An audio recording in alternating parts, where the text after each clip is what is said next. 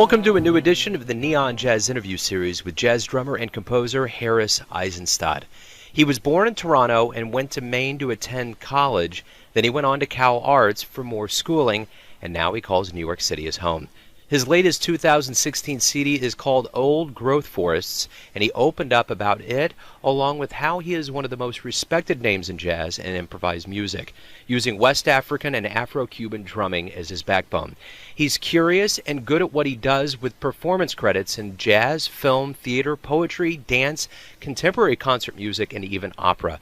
So get to know Harris and dig this interview, my friends. But anyway, I'm going to go ahead and start off here. I know that your latest album, Old Growth Forest, give me an idea about not only this newest album of yours, but what has been going on with you lately, kind of a snapshot.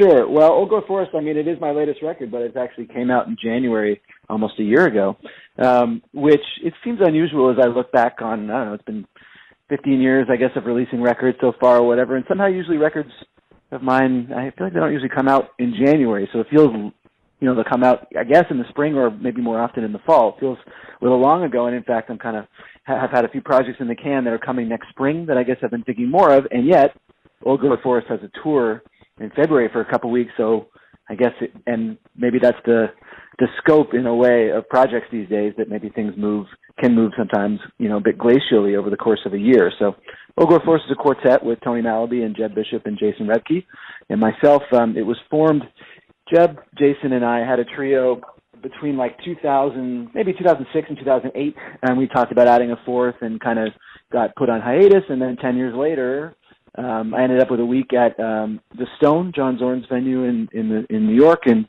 musicians do residencies for a week, and they put together 12 different projects. Actually, now 6, formerly 2 a night, now 1 a night.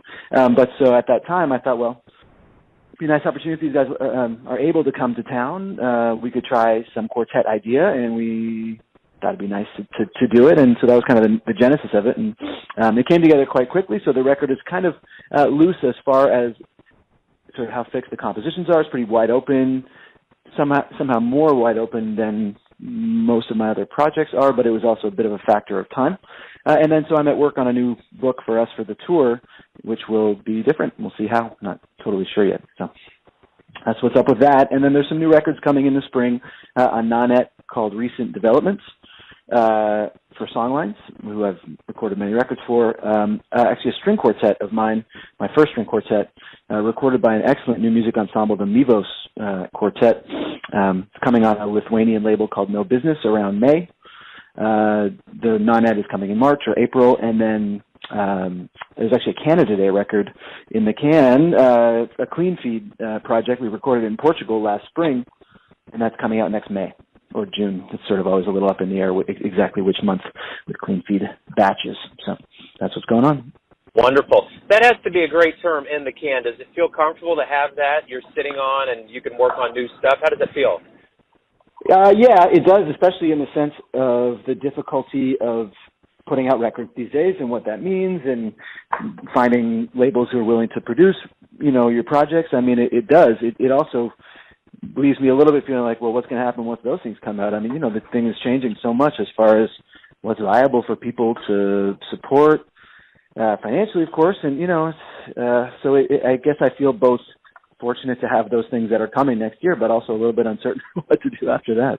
Sure. Just practically speaking, not artistically, and it's strange to have those concerns, but it's where we're all at, I think, one way or another. So let me ask you this. You were born in Toronto. Were you raised there?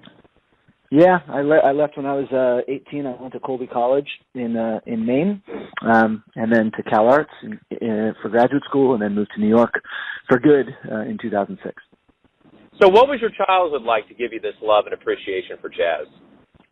Well, my dad was a drummer, an amateur drummer, and had a drum set in the basement. So when I was little, I would listen to him play along to cassettes, rock mostly, and thought it was cool, and kind of got into it from there. And then concert band and snare drum, that sort of lessons in band class from elementary school and middle school, and rock bands in high school, and then jazz kind of at the very beginning of college just sort of took over, and it's been like that ever since.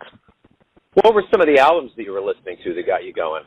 I mean, I remember my cousin, an older cousin of mine, gave me Sgt. Pepper's and Hotel California. They were like the first classic rock. I guess that was really felt like my own somehow when I was 12. And before that, I'd been listening to, I don't know, kid pop music probably, And also my dad was playing, however, my dad was playing along to this classic rock, the various classic rock, the Stones and CCR and all this kind of stuff. I didn't really know what it was necessarily at that young age, but yeah, it was, kind of the pretty typical classic rock high school thing, Hendrix and Led Zeppelin and Pink Floyd and all that stuff. And I played in jazz band in grade 11, as we call it in Canada, rather than 11th grade. And got into, not really get into it, but sort of was exposed to jazz. I did like a final project. I picked the Tony Williams Lifetime for some reason. I think the cover looked cool, But yeah, it was pretty much rock all the way, all that kind of pretty fairly middle of the road classic rock, until really getting kind of blown away by, I always say this in interviews, by Elvin Jones and Tony Williams in the context of Coltrane and Miles 60s groups, and it took over completely when I was about 19. So you mentioned that you had moved from Toronto to Maine and then to California and then back to New York. So you got a really good flavor pretty fast of both of the coasts. Did you have any culture shocks, or did it just feel right to do what you did? That's interesting. I mean, I definitely, growing up in Canada, I think a lot of people would say this, a lot of Canadians who moved to the States would say the same thing, or even ones who didn't. Especially immediately kind of pre-internet era, it was like a little distant what it meant to be in America, so we would see like via TV what California looked like, and I don't know, what New York looked like via movies or comics or whatever, rather than I came on a couple family vacations. We went to New York, I saw a few places, but the U.S. has this big mystique, so for some reason I was really drawn to it, and I ended up going to school in Maine because I was hoping to play hockey and baseball, to like go for sports, and that was a school that had interest in me from that perspective. So I ended up there, and I loved it, and I switched gears to music, so it was kind of like I didn't really know what my expectations would be. I thought I'd be playing sports in college in America, Division III in the States, and all of a sudden I was more involved in music and getting really into my classes and stuff. And then California was a big culture shock in a great way. I remember the first time before I moved there, I went and visited a friend who was living in San Francisco while I was still an undergraduate, and just fell in love in that way that, people who haven't spent much time in California go out there and they're like, wow, So I found it really very easy to live there once I was so super excited to, I got into this graduate program, got a tuition waiver, and it just seemed like a great opportunity. And I stayed for 5 years. I met my future wife there, and, it was great. I mean, it's and in different ways, the Bay Area and LA are both just, the quality of life, especially compared to the East Coast, the weather, obviously, and all that stuff. It's pretty intoxicating, I guess, as I said. And New York, meanwhile, was always the place that, I don't know, that I've always felt the most at home since I was a teenager, basically. I always kind of knew I would leave Toronto. I didn't really know why, and then kind of came to New York for the first time around that time in college, sort of on my own, and I was like, oh yeah, this feels like home. The one thing that's interesting, and I always find this with Cal Arts, is that there is such a broad swath of arts that graduates get involved with, from jazz, film, theater, poetry, dance. Would you have gotten into all of those if you hadn't gone there, and how do you feel about being involved in such a wide berth of those things? That's interesting. People talk about Cal Arts. The great thing about Cal Arts is that it's all in one building. All the schools are under one roof, literally. And the whole point of the philosophy of the place is interdisciplinary collaboration, and the arts is kind of an umbrella for creativity and all this. And I think it doesn't happen as much. I can't really speak to the way it is, except for the 2 years I was there. But it doesn't actually happen as much as it should, probably, considering what a bubble it is in a wonderful way. But nonetheless, yeah, it was great. Would I have gotten into that stuff otherwise? Hopefully, but it definitely facilitated playing, like there was, for instance, Leo Smith co-taught a class with the dean of the dance school that was improvisation for dancers and musicians, and it was literally half a class of musicians and half a class of dancers, something like that. It was great. And same with working with electronic, even within the music realm, working with electronic musicians, computer musicians, analog electronic musicians, whatever, the whole world music component. And then, the opportunities that came of it. For instance, I toured for a couple of years with Vinnie Golia with this theater production that was a Cal Arts Center for New Theater professional production. And, so because of that, I ended up, involved with it. Same with some opera stuff, too, with Anne LeBaron. So, I don't know. I hope I would have done all those things, too, but it definitely made it easier to kind of fall into some, that's for sure. You know, the teachers and instructors, and I've interviewed Wadada Leo Smith, and I know that they're top-notch. The beauty of education is that you get teachers that have quotes that get lodged in your head. What's some advice that you still remember to this day that you got that was really good? That's a good question. I mean, definitely from Leo, it was like find the musical moment, something he said a lot, which whether that was in an improvisation or a composition or a collaboration or whatever. And it wasn't necessarily like a, I mean, the way composition lessons work with him, for instance, was you would bring a piece in, whatever you're working on that week, and he would help you look at it, And it wasn't like he would find the musical moment and tell you what it was. It was like, put the onus on the composer to find out what it was, whatever, that kind of thing. So I think that comes to mind always immediately. Well, people ask me about Leo, but in general, as far as a very memorable kind of, I mean, it's a one-liner, but it kind of means a lot, So over your career, you've appeared on more than 60 recordings, and that's it since 2000. You've had 20-plus as a band leader. You've been pretty prolific. How do you feel about your career, where you're at now and what you've put out? Well, I mean, I definitely probably had it feels prolific in a sense because I think getting recordings out has always been challenging, even in the era of people being able to put out their CDRs or whatever the medium it might be. I think getting music documented and out the door feels like it's something, tangible. As to where my career is right now, I don't know. It's constantly evolving. I mean, the landscape is constantly changing and seemingly increasingly more challenging. So I don't think things are necessarily, I think I remember earlier at some point, I don't know exactly when, but I felt like each year was getting better after graduate school as far as opportunities and tours and accolades and all this kind of stuff. And I think at some point I realized that every year doesn't add to like a lifelong crescendo, right? So it kind of goes up and down. Yeah, for sure. So that's probably some kind of early mid-career realization, like, whoa, this is going to take several more decades. Great, and also, take a deep breath kind of thing. Yeah, absolutely. You're no stranger to getting accolades and awards and, downbeat, critic polls, honors. But let me ask you this: I don't want to know what one of your favorite awards is. I want to know what one surprised you when you just realized it and you were like, wow, I didn't expect that. That's interesting. Well, I was pleasantly surprised that I got into there was a program that the American Composers Orchestra co-sponsored with the Jazz Studies Department at Columbia in 2011. They started this program, Jazz Composers Orchestra Institute, I guess it was the name of it. And people could apply to take the course, and I wasn't that surprised to get in because I don't know how many people applied necessarily, but it wasn't like, I didn't have some huge portfolio to get accepted or anything like that. But then at the end, you could submit a minute of a through-composed orchestral work, and they would pick 5 or 6 of them from the 30 or 40 people. And I was pretty surprised they picked mine, and really honored because I took classical composition a couple semesters in undergrad and stuff, but by no means am I trained, classical music composer or contemporary music composer. So it was like this big learning project just to try and get a minute of music out. And I was kind of like, well, that was a month of, slaving over a minute. I can't imagine this is going to work, but it was fun to try. And then they accepted it, so I got to spend a year trying to write a 7-minute piece, which is kind of hilarious to think about. But yeah, that's one. Nice.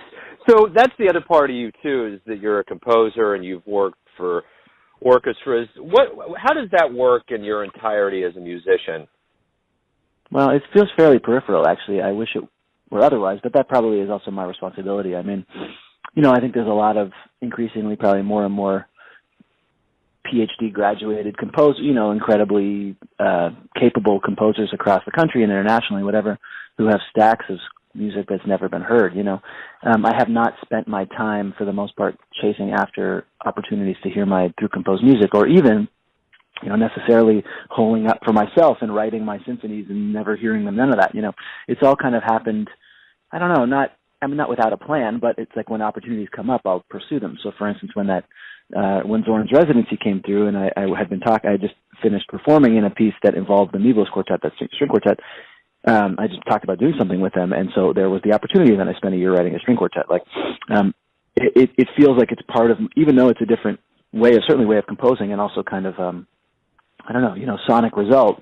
It still feels like part of my work in general. So I think had I gone after composer opportunities the last 15 years the way I have, improviser, composer, band leader opportunities or whatever, or sideman opportunities or study of, African and diaspora percussion stuff, then maybe I would be doing even more of it. So instead it feels a bit, I guess peripheral is not exactly the right word, but it feels part of it rather than like, pile A, and today I got to make sure I send out my scores to the 5, calls for scores and then next or whatever. So let me ask you this. You mentioned Tony Williams, and you put some names out there of cats that have kind of that have inspired you. But if you could get nostalgic and get into that DeLorean and go back in time, who would you want to see live that you haven't had a chance to see? I actually wish I saw Tony Williams. I was into that first time I was in San Francisco. He was it was 1997, I think, 96 or 97. He was still alive, and he was doing sort of a drum masterclass at a drum store. I can't remember the name of the store, and for some reason I didn't go, and I can't remember why, and I'd sort of kicked myself for it. Even I think I was, hanging out with my friend or something and couldn't make it for some reason, and that was a real missed opportunity because I never saw him, and I would have loved to have seen him. I've seen Roy Haynes many times. I saw Elvin. I've seen Jack DeJohnette many times. These are my heroes, and there are others, but as far as I wish I saw Tony for sure. Let me ask you this: why do you love jazz? You've dedicated your life to it. You're a practitioner. You've had a long road already. Why do you love it? Well, I ask myself the same question sometimes. Because also, what is jazz? That whole discussion, which is not a new discussion, and one that I've written about to some degree. My good friend and longtime colleague Nate Woolley he has an excellent journal called Sound American. Had a very interesting issue maybe a year or two ago when he asked kind of 40 or 50 people, composer improvisers or people on the scene or whatever, what they thought jazz was. And I think for most people, whether long-winded or short, like everyone kind of talked about improvisation in some form and amongst many other things. But I think that probably is part of what I've loved about it, the sense of, possibility and freedom and individual expression being so prioritized. And while at the same time, like jazz to a lot of people means, and I don't mean practitioners necessarily, but particularly to people who don't listen to jazz, nostalgia or smooth sophistication or something. Those are not the things that I love about it necessarily, but the idea of kind of like rugged individualism or whatever, or, Zorn's kind of pioneering spirit, whether it's actually in jazz or in new music or in game pieces or whatever, that kind of sense of like, if you want to do something, go figure out a way to do it, with your pull up your bootstraps or whatever. I mean, that kind of spirit, I guess attracted me to it.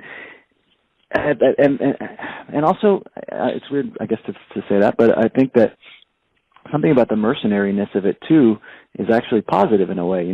Unlike, I was in this rock band in college and we were together for 4 years and it was a big thing and it was collective and it was no one individual's thing and da-da-da-da. And predictably it broke up at the end of 3 or 4 years, as most rock bands do.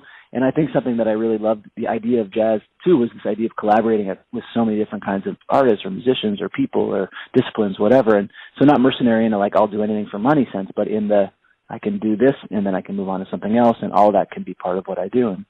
And I don't think Armstrong didn't only play with one band his whole. Most jazz musicians play with a wide range of people, and not just because of I don't know why exactly we all choose what we choose, but I think that attracted me to it, the possibility of collaboration across so many in so many different avenues or whatever. That's an interesting answer. Let me ask you this: of all the fans that have heard your music that you played for live, what's one compliment you got that you really remember?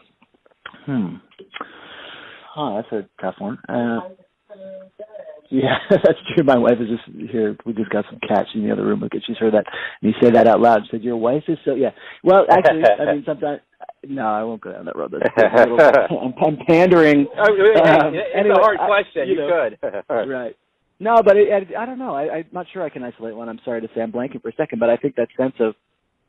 I mean, I just got back from a tour with Nate Woolley in France and Holland of his group, and it was just 6 concerts, but they're each they were very, very nice one way or another. And I don't know, I feel like, and even now I'm sort of blanking on something that someone said in those 6 nights. It's more like the sense of, especially because this music I always feel like is really best when it's in small, packed situations, is that really palpable feeling at the end when during, but also at the end when someone comes up to you and they're just like, thank you so much. That was really a really special thing that person feels like they shared with you as the person who played the music or whatever. Like that interaction, that's not one thing, I know.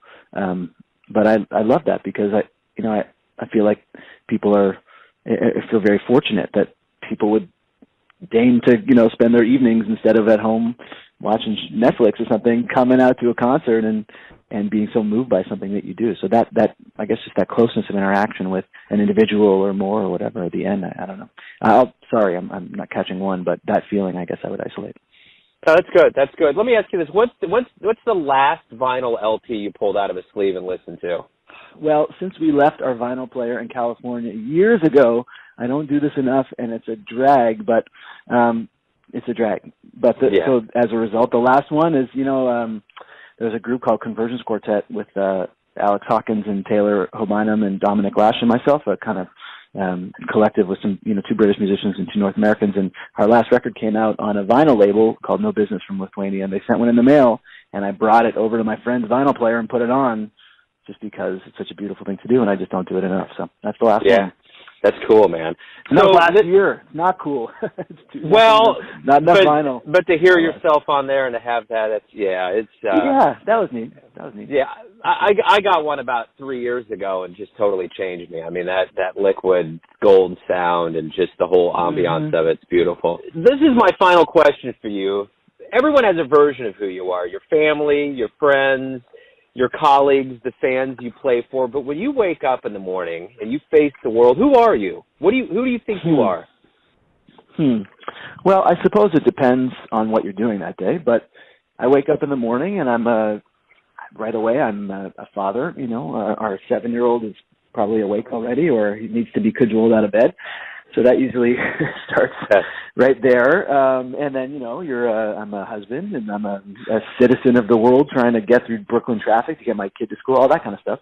And then I get home and it's either I have to go, I teach at a couple of universities. I have to either put on that teacher outfit twice a week, or if I'm lucky enough, I can get home and just start practicing or writing. And I'm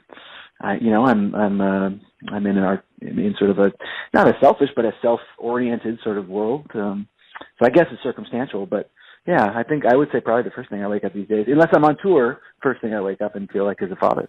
And I do even when I'm not on tour, but it's obviously more sort of literal when you're trying to get your kid out of bed versus I have a day off in Holland or something. And yes, of course I'm a dad when I wake up, So yeah, I guess it depends if I'm home or not. Sure.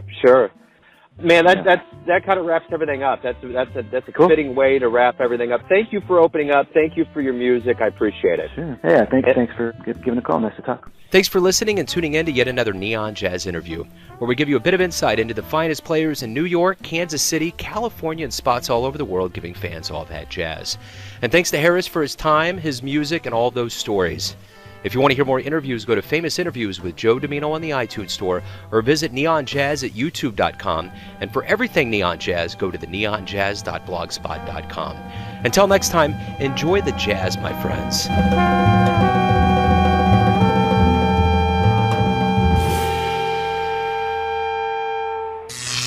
Neon Jazz.